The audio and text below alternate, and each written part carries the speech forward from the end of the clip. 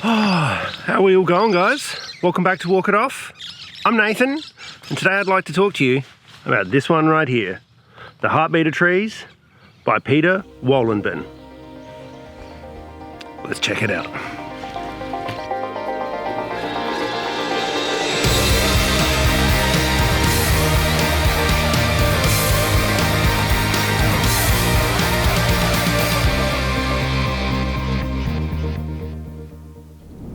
Alrighty guys, The Heartbeat of Trees. So I am going to say straight off of the bat that this was not the book that I was anticipating. That's not to say that it's bad in any way, shape or form. It just never quite went as deep as what I thought it was going to go, especially the connection between mental health and the trees. A very big part of what makes us humans is connected to the trees. I don't think we would have evolved the spatial awareness that we have without having the factor of, swinging from branch to branch. We have a very good 3D spatial mapping software running up here. We have this deep-seated fundamental connection to the trees. And while this book explores it to some extent, it never quite goes as deep as what I wanted it to. So Peter himself is a German, I think he calls himself a forester, which is somebody who goes out and looks after forested areas. And I don't think he actually has any legitimate scientific training at all. And my initial thought with the book was that it suffers a little bit from confirmation bias in that he only really talks to people who already agree with him. And it can go off the rails into some hippie-ish new age stuff, but stops a little bit short of it, which I was surprised about, because I kind of thought it would dive off the deep end right into that stuff, and it never did, which was good. And I respect that about Peter. But yeah, like I said, it never really got as deep into the science as what I would have liked personally. A lot of people have this kind of mistaken belief that science can't say anything about our values, and that relates deeply to our mental health. I'm currently reading Sam Harris's The Moral Landscape, so that's going to be one of the next books coming up, and that dives really deep into that question. So one thing I found really interesting that Peter talks about is how biological evolution was shaped by our connection to the trees. I'm sorry for that bird behind us, by the way. Some pretty rainbow lorikeets back there, I think. And they're sharing their 2 cents worth. So, As I was saying, he talks about our deep-seated connection to the trees, in that how we evolved to see the colour green, and that not all animals can actually see that. And for some reason we needed to be able to see it. And he goes on a little bit of it's not a rant, but just an inquisitive look into how we see colour. One of the things I really did like about this book, and again, this is the part that I was really interested in, is that trees apparently communicate.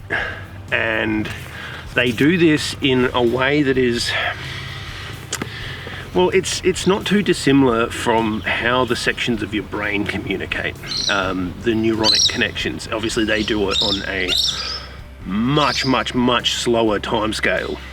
Like, their reaction speed apparently is something akin to 3 or 4 hours. And there are certain trees that start producing pheromone-like chemicals when they detect a caterpillar eating one of their leaves, but their reaction time is on the scale of hours, and that's how they can tell to start, say, dropping their leaves as they come into autumn and things like that. And I was really interested to see if that in any way, shape or form affects our mental health. Like, do the chemicals that the trees are putting into the air, is that responsible? Does it have some kind of calming effect? And I don't think the results in this book are particularly conclusive. Like I said, Peter, I don't think has any formal scientific training, but that wouldn't have stopped him from going a bit deeper on that. That was one thing I thought the book was really quite lacking. And yeah, over the process, he gets talking about how some forests need fire to reproduce. And I thought that was a really interesting analogy to how life needs suffering in a sense. And I don't mean that in like a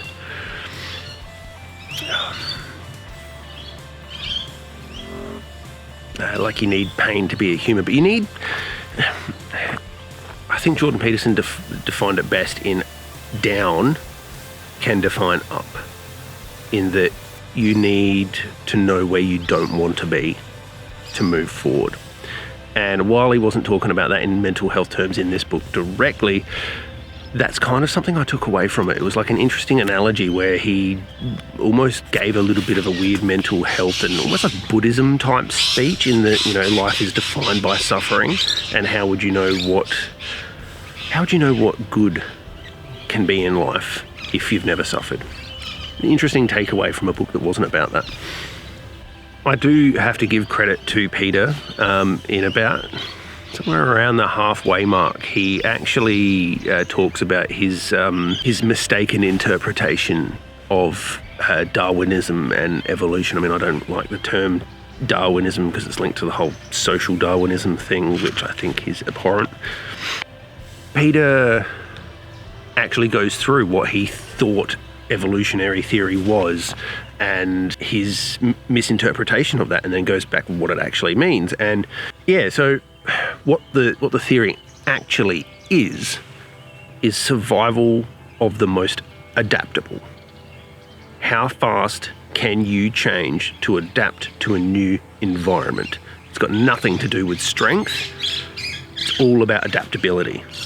How humans have really truly harnessed that through intelligence, and how we can either convert environments to what we need them to be, or we change our behaviour to adapt to the new environment. And it was really, really refreshing to see, to be kind of reading someone's change of opinion in real time. Most people just double down on what they already believe and just go nowhere. So kudos to you, Peter. That was good.